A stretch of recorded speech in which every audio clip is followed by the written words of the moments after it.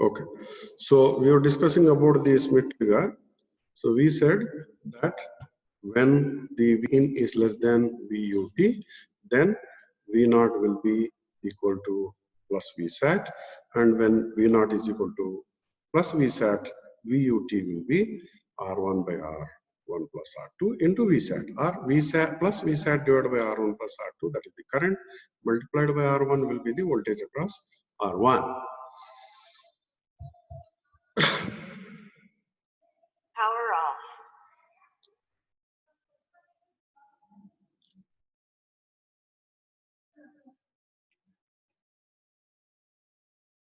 Power on. So therefore, we will have here the, as soon as the V in becomes a little more than UT, the output will go to minus Vsat. When it goes to minus Vsat, then the voltage across R1 will be known as the VLT, because at that time, voltage across R1 will be minus Vsat divided by R1 plus R2 into R1, and that is why it is the negative voltage. So because it is negative, we call this as lower threshold. Because this is positive, we call this as upper threshold. So now going back to the figure over here, when the input is lesser than the upper threshold value, the output will be positive. As soon as the input goes above the upper threshold value, the output is going to become negative. And once it becomes negative, for the again output to go high, the input should fall below the lower threshold value. So for this transition, it is the upper threshold value. For this transition, it is the lower threshold value. So upper threshold is here and lower threshold is here. We are trying to write the V in versus V naught curve over here. So now when the Vsat is positive, if the input goes above this value of the plus VUT, which is the positive signal, the output will not change to the negative value. Okay, as soon as the input goes above the plus Vsat, the output will become negative. And once it becomes negative, for it to change to positive, it should become lesser than the VLT. Okay, so the direction will be, as we go on, increasing the value of V in, as we go on increasing the value of V in, as soon as it goes above Vsat, as soon as the input V in goes above VUT, the output will switch from plus Vsat to minus Vsat. And from once the output is minus Vsat, when V in is slowly reduced, now for it to switch to plus Vsat, it should go down below the VLT. Now this is similar to the hysteresis which we might have seen in magnetism, and even for that matter in mechanical engineering also. Okay, might be Carnot cycle or something like that. Okay, it is in electrical engineering, it is hysteresis cycle, right? Now there's a difference between these two voltages, VUT and VLT. And in this particular case, because the magnitude is same, VLT and VUT, only that they are opposite sign to each other. So the magnitude, the difference between these two, is which is known as the V hysteresis value, will be double of the VUT itself. Okay, so and that is mentioned like this: V hysteresis is equal to VUT minus VLT. That is R1 by R1 plus R2 plus Vsat minus of minus Vsat only. This is Vsat only. So together it will be 2 Vsat multiplied by R1 divided by R1 plus R2.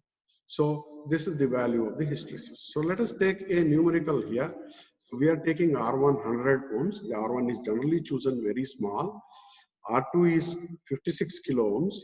V in is 1 volt peak to peak sine wave.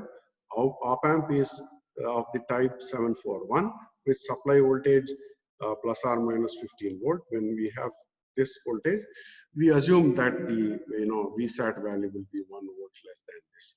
So determine the threshold voltage VUT, VLT. VUT is just R1 divided by R1 plus R2 into V plus VSAT. So 100 divided by 56K plus 100 into 14 volts will give us something like 25 millivolts. Then VLT is 100, again R1 by R1 plus R2 into minus VSAT, and that is minus 14, that will give minus 25 volts. And the what you call difference between these two, 25 and minus 25 together will give us the value 50 volts of hysteresis. So draw the waveform for the same is telling, and for that we will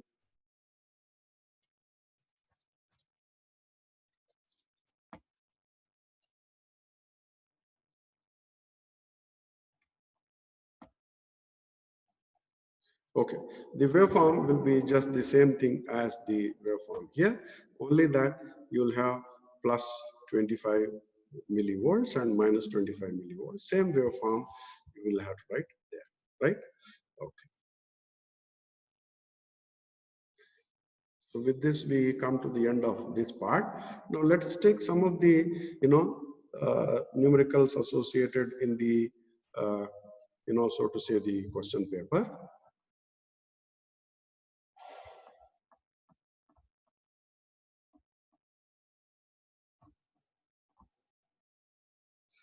How do I increase the size of this? Okay.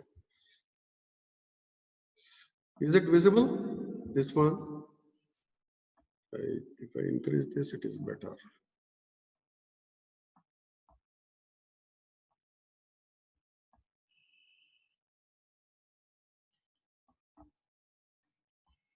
It should not be full screen. Okay, let it be. So 7A is performance of the inverting amplifier.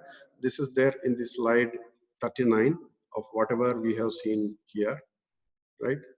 In this slide 39, if we go back, right? So we have that in the performance, we can just compare the values.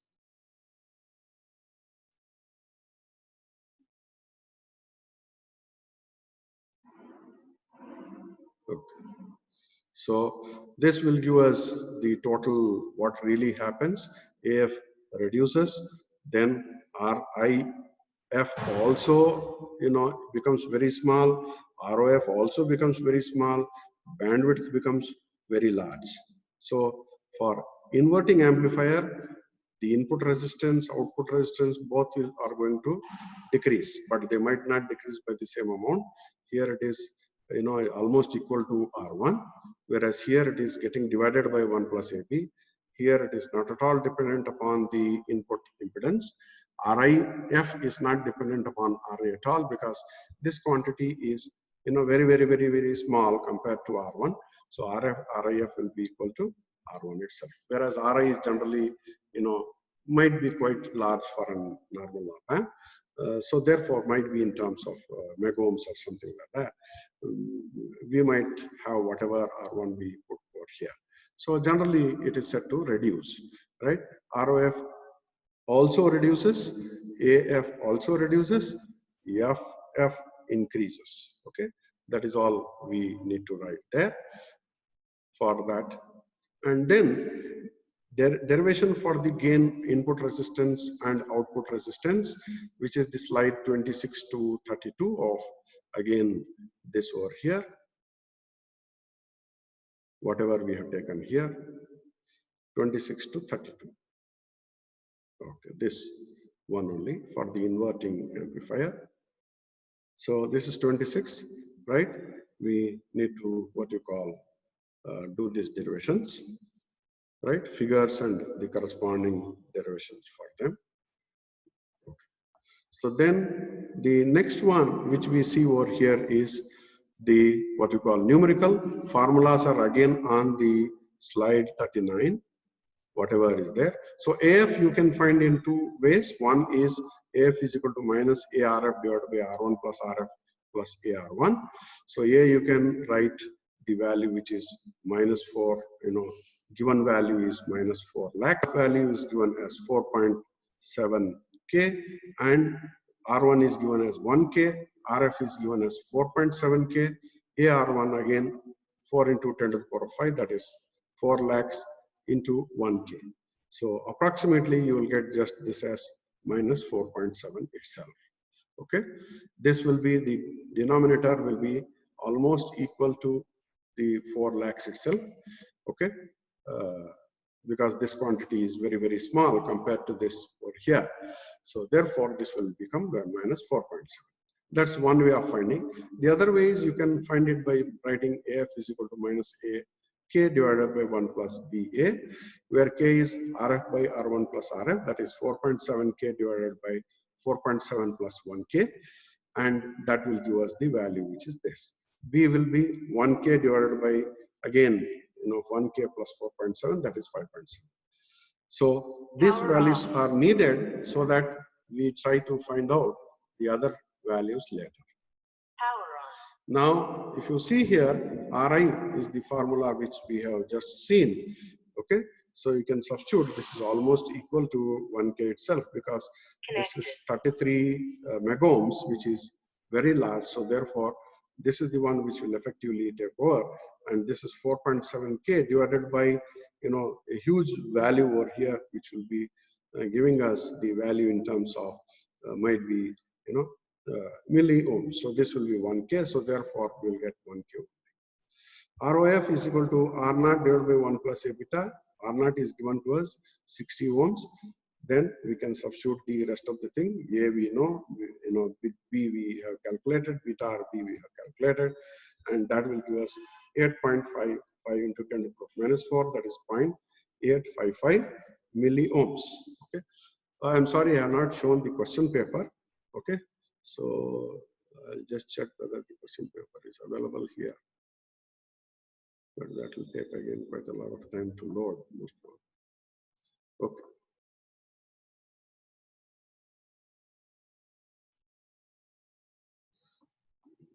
No, I don't have that. Okay, let us not bother much about it. I have only 441. Somehow I didn't download 42. Okay. So this value is given to us.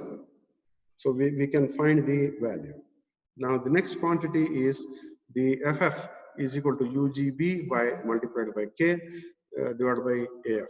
UGB is the unity gain bandwidth, and that is given to us, and K we have found out 4.7 by 5.7. AF we have found it as 4.7. We don't take here minus value because there's no meaning in calling FF as a negative value, and at the end we'll get 105 kilohertz. Then the 7C is inverting, scaling amplifier and averaging circuit, which we have already seen in the last class. I think might be the last class. Then the instrumentation amplifier, which is the why it is used and our definition of what is the instrumentation amplifier. Then what are a few of its applications: temperature indicator, controller, light intensity meter, measurement of flow, and thermal conductivity, analog, weight, scale. All these might be the applications which we have already seen. Then the circuit diagram from and the explanation 71 to 75 is what is asked. Slide number 71 to 75 in the slides which I have put in the Google Classroom also. Circuit and waveform for the Smith trigger. Just now we have seen the inverting Smith trigger. Also, the C is VUT and VLT values given R1 and R1 plus R2. 15K is the value given as R1 and 1K is given as R2, wrongly given rather. R1 should be very small compared to R2, but whatever is given, we need to put that only. 15 by 15 plus 1 into 14, that will give us a very large value, might be 13 volts or so. Here we will get minus 13 volts, so this might be totally 26 volts, which is quite large.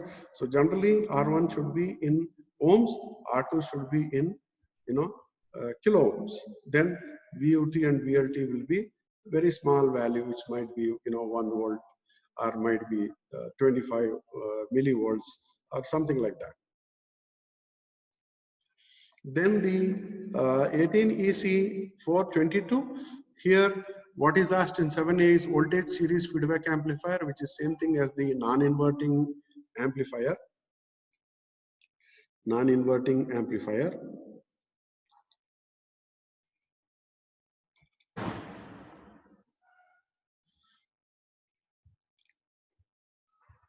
And what is the virtual ground? Virtual ground, when we connect the positive to the ground, then we call the negative point as the virtual ground.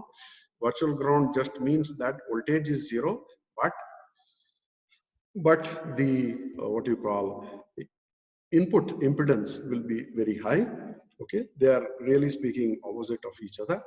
The input current is very low into the virtual ground, and the voltage is zero. The input impedance between the virtual ground and the ground will be infinite, very large, very large. Then op-amp AC amplifier explanation is also asked, that we have already done. Then a problem with non-inverting amplifier. Earlier problem was with inverting amplifier, now it is non-inverting amplifier. Formulas are again there in the same slide 39, but the formulas are a little different. Earlier we had AK, now we don't have that K. There's no minus sign also. So it is just A by 1 plus AB. B is equal to R1 by R1 plus RF, which is given as, R1 is given 1K, RF is given 10K. So we'll get 1 by 1 plus 10, that is 1 by 11. So AF will be 2 into 10 to the power 5 is given as the value of A, divided by 1 plus again A is 2 into 10 to the power 5. 1 by 11 is the value of B. So almost you'll get the value of AF as 11. Little less than 11, 10.999, some 3 nines or 4 nines you're going to get. RIF will be RI into 1 plus A beta, that is 2 megohms into 1 plus 2 into 10 to the power 5 into 1 by 11. So that will give us something like 36.366 giga ohms. ROF, so the non-inverting amplifier increases the input impedance by a very large amount, whereas inverting amplifier does not do that. Okay, output impedance reduces either way, both in the non-inverting as well as the inverting amplifier. So 75 divided by 1 plus 2 into 10 to the power 5 into 1 by 11, it will just give us 4.12 milliohms. FF is here F naught into 1 plus A beta. F naught is given to us as 5, and 1 plus A beta we have calculated, that will give 90.91 kilohertz. 8A is instrumentation amplifier with transducer bridge, same thing is asked. Then basic comparator circuit is asked, which we have just done now. Then a split trigger numerical is given, which is, here he has given rightly R1 as the value, which is, 150 ohms, and the R2 as 68 kilo ohms, and therefore we'll get only 31 millivolts. VLT is minus 31 millivolts. So hysteresis might be asked or might not be asked, I don't know. Is 2 UT. If it is asked, you need to write that as 2 UT, that is equal to 62 millivolts. Then he has asked waveforms. Waveforms are there in slide 91.8. We have just seen now. Okay, so with this we come to the end of the what you call chapter itself and the module, and we can go to the next module in the next class. If you want more problems to be solved, you can tell me.